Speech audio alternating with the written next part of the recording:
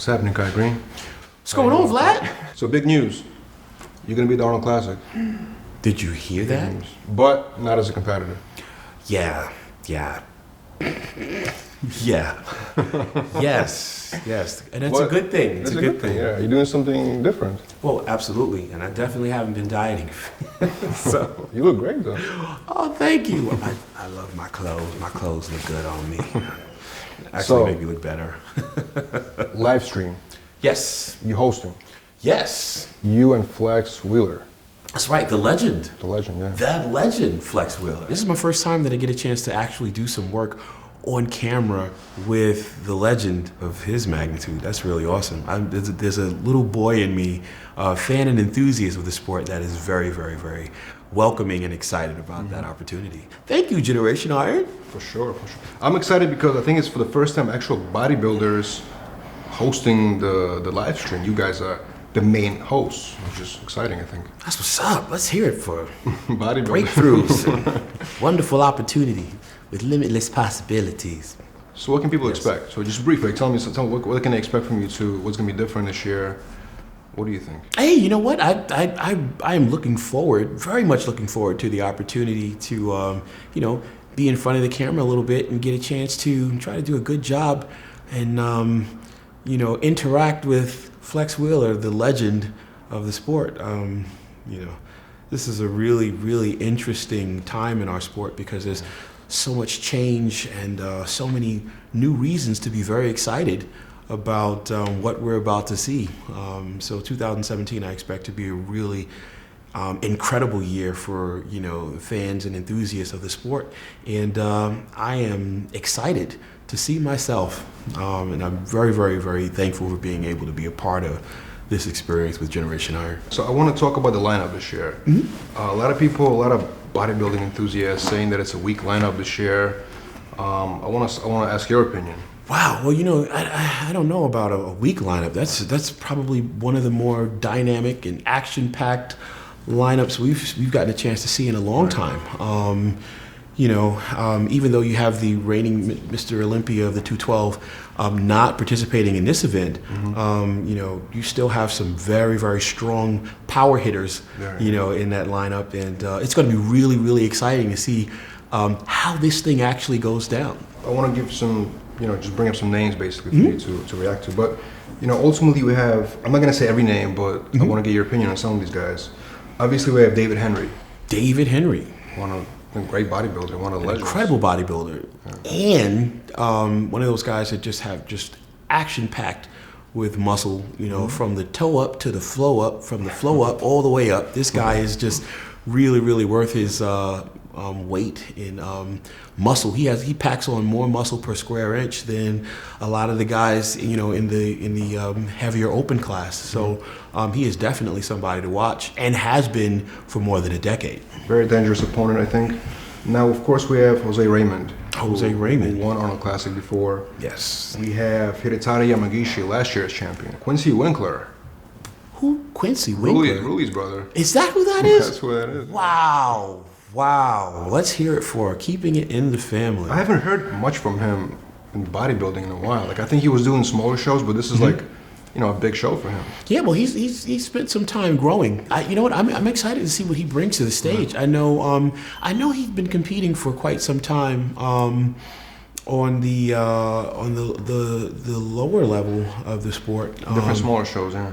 Yeah, it'll be really interesting to see what new package he's prepared to bring, particularly this year, 2017 Arnold Classic. This is really going to be something to watch. I think this has to be his time to really show and prove. I think his mind wasn't fully in bodybuilding. I think he was doing other things outside of bodybuilding. I think this is a platform for him to finally show the world what he can do. Well, he's obviously made all the right steps to get to this point. Now we have one of your boys on the show, Kyung Won Kang, and you know him as Dr. Kang, my boy, dynamic muscle. Oh my God, I can't say more exciting things about him. I can't wait to see him on stage. I'm very proud of him. He's going to do great. He's huge, and he's from Korea and has been doing amazing things. Yeah, he's representing South Korea, Monster Zim, dynamic muscle, really, really awesome competitor, a great athlete.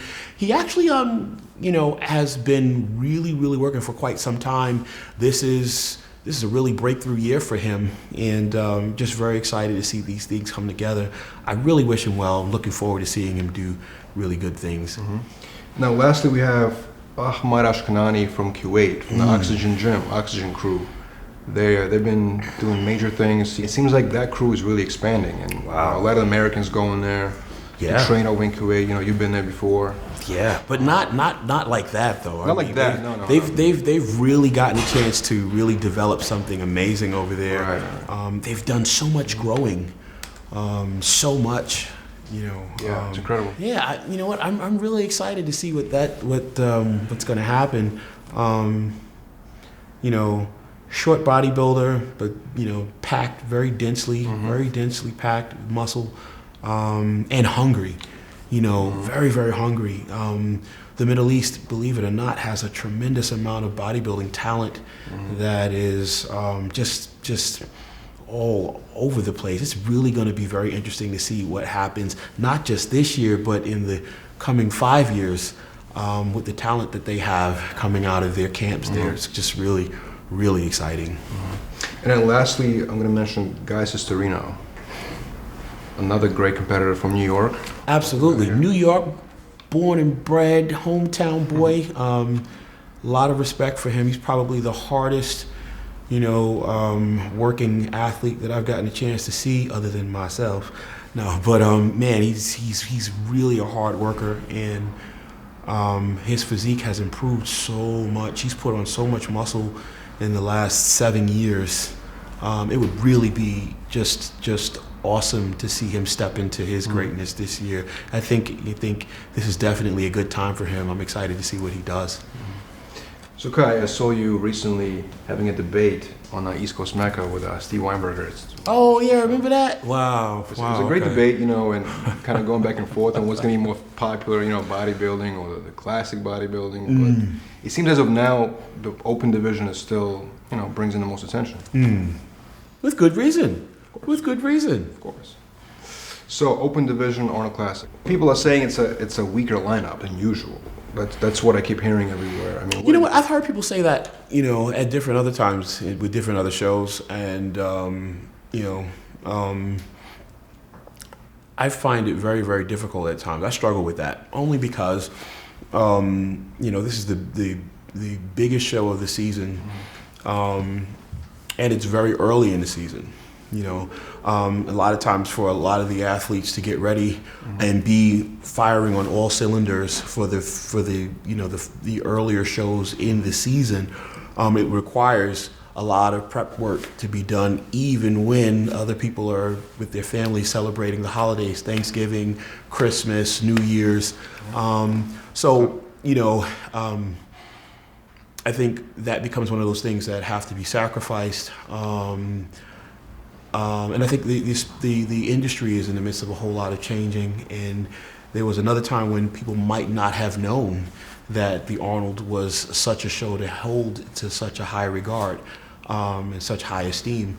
So, there's a lot of room for, a misinterpretation of the significance of what an event like this means. That said, I think that a lot of times people are more prone to accept the idea of the Super Bowl experience being later on in the season, and that's really not been my experience. It's not been the case. So with that said, people may say that because they also are not getting a chance to see some of the athletes that they really expect to see, because they may wait to compete in the later shows of the season. But this is by no means, I think, a weak show, nor do I think it's a weak lineup.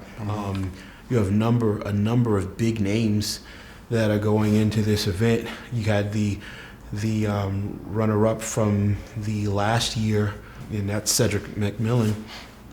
Vlad Yudin gets better every year. I think that if you see him in the off season, or if you've gotten a chance to see him in the gym or doing some of the touring during the off season, he's just a monster. So it's really interesting and exciting, I think, to see an opportunity for a guy like that to step up and bring an amazing package. these kinds of guys make the show. You got a gentleman representing Redcon, Dallas McCarver, younger bodybuilder, but tremendous gobs of muscle. I think he represents one of the newer breed of bodybuilders, of some of the mass monsters of the present day. He's the favorite to win, I think. That's what people are saying. Well, I really wouldn't. I think a guy like that makes the show exciting. New blood, but new blood that's hungry and has managed to put together the right supports behind the scenes and has continually been working. When you see the work effort, put forward by guys like Dallas McCarver that you just mentioned, or the guy Cicerino, you really are talking about something that would really make it very clear how much of a slap in the face it is to hear a layperson on the sideline and say, oh, well, any event that they're going to be competing in is going to be a weak show. It's absolutely unfair and impossible, because these men work, live, and breathe to take advantage of a moment like this. This is, their Super Bowl. And they're not taking it lightly, so they've made the sacrifices, and they are continuing to make those sacrifices to come in there and just give an extraordinary show. And we benefit from being able to, from the fact that they do that. So, yeah, Lionel Biaki. Oh, yeah, that's your replacement. Whoa, officially on record. I didn't say it, he did. But, yeah, he's great. You've hurt my feelings. I'm gonna have to do movies now because no, I'm just kidding. But yeah, an incredible competitor. We've gotten a chance to see him, do some growing. I remember talking with him some years back, when he was signed to Flex.